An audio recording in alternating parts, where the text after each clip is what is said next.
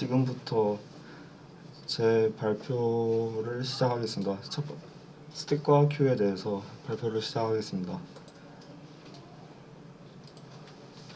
순서는 처음엔 스택을 알려드리고 그 다음에 큐를 알려드리고 마지막으로는 자바의 기초 부분인 클래스를 설명을 드리겠습니다. 스택은 가장 최근에 삽입된 데이터가 가장 먼저 제거되는 구조를 가지고 있습니다. 스택의 특징은 사진처럼 같은 구조와 크기의 자료를 정해진 방향으로만 쌓을 수 있고 탑으로 정한 곳을 통해서만 접근할 수 있습니다. 여기서 탑이라는 것은 0, 1, 2 같이 마지막으로 쌓인 게 탑이라고 말씀을 드리겠습니다. 스택에서 탑을 통해 삽입하는 연산을 푸시, 삭제하는 연산을 팝이라고 합니다. 따라서 스택은 신중한 순서에 따라 자료가 쌓여서 가장 마지막에 삽입된 자료가 가장 먼저 삭제된다는 구조적 특징을 가집니다.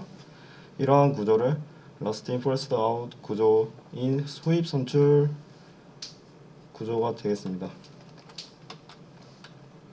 스택의 활용 예시를 알려드리겠습니다. 가장 대표적인 활용 예시는 웹 브라우저 방문 기록과 문서 작업에서 Ctrl Z 누른 것이라고 말씀을 드리겠습니다.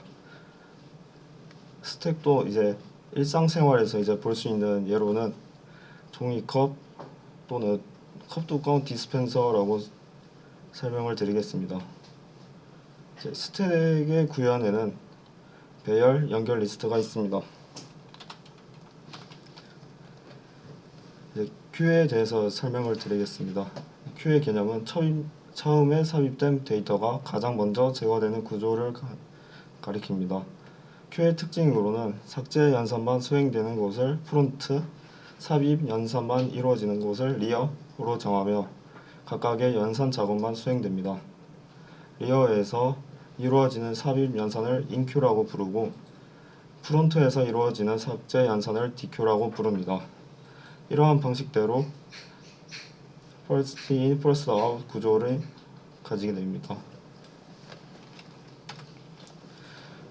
큐에서도 이제 스택과 더불어 이제 큐에서도 많은 활용이 있는데 그중 대표적인 예시로는 버스 정류장에서 버스를 기다리는 사람들이라고 볼 수가 있습니다.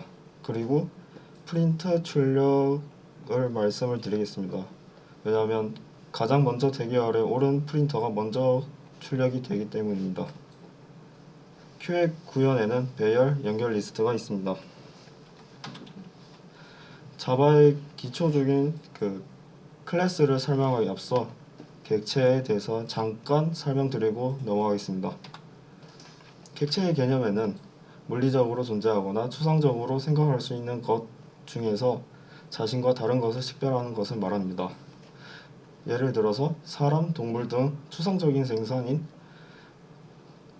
생산, 주문, 배송 등이 모두 객체가 될 수 있습니다. 객체의 구성에는 속성, 동작으로 구성되어 있습니다. 만약 동물로 예를 들자면 동물이 가지는 속성은 종류, 크기, 무게, 색상 등이 있습니다. 동물이 수행하는 동작은 먹기, 잠자기, 움직이기 등 있습니다. 다음번에 이제 클래스에 대해서 설명을 드리겠습니다. 클래스의 개념은 자바에서 클래스란 객체를 만들어내기 위한 설계도 또는 틀과 같은 의미로 사용됩니다. 클래스 모양대로 생성된 실체를 객체라고 합니다. 예를 들어서 붕어빵 틀과 붕어빵이 있는데 붕어빵 틀은 클래스라고 말씀을 드리고 붕어빵은 객체라고 말씀을 드릴 수가 있습니다. 클래스를 이용해서 생성된 객체는 해당 클래스에서 정의한 속성, 변수와 메소드 함수를 가지게 됩니다. 클래스의 구성 요소에 대해서 말씀을 드리겠습니다. 멤버 변수, 생성자, 메소드가 있습니다. 객체의 속성을 저장하는 변수가 멤버 변수고 생성자는 객체 생성과 동시에 인스턴스 변수를 원하는 값으로 초기화 역할을 담당하는 메소드입니다. 클래스에서 메소드란 어떠한 특정 작업을 수행하기 위한 명령문의 집합입니다. 해당 클래스의 객체가 가지고 있는 동작을 구현하기도 합니다. 이제 앞서 설명한 이제 멤버 변수와 멤버 변수랑 필드에 대해서 간단하게 설명을 드리자면, 필드와 멤버 변수는 동일한 의미를 가지고 있습니다. 필드는 클래스 내부에서 선언되는 변수고 클래스의 속성을 표현합니다. 멤버 변수는 클래스 내부의 멤버로서 선언되는 변수를 뜻합니다. 이 변수들은 객체의 상태를 저장하는 역할을 합니다. 필드 또는 멤버 변수의 값은 객체의 생성 후 변경될 수 있으며 해당 객체의 메소드에서 사용될 수 있습니다. 이제 클래스의 선언에 대해서 말씀을 드리겠습니다. 옆 사진처럼 자바에서 클래스를 선언하는 방법은 접근 제어자와 함께 클래스 키워드를 사용하는 것입니다. 클래스 선언에 대해서 간단한 예로 들어보겠습니다. 다음은 카라는 이름의 클래스를 선언하는 그림입니다. 퍼블릭 멤버는 모든 객체에서 접근할 수 있지만 프라이빗 멤버는 해당 객체 내의 멤버 변수나 메소드만이 접근할 수 있습니다. 퍼블릭 접근 제어자 키워드 클래스 이름을 가진 카가 되겠습니다. 여기서 프라이빗 스트링 모델 네임 하고 세미콜론, 이런 것들은 클래스 필드라고 부릅니다.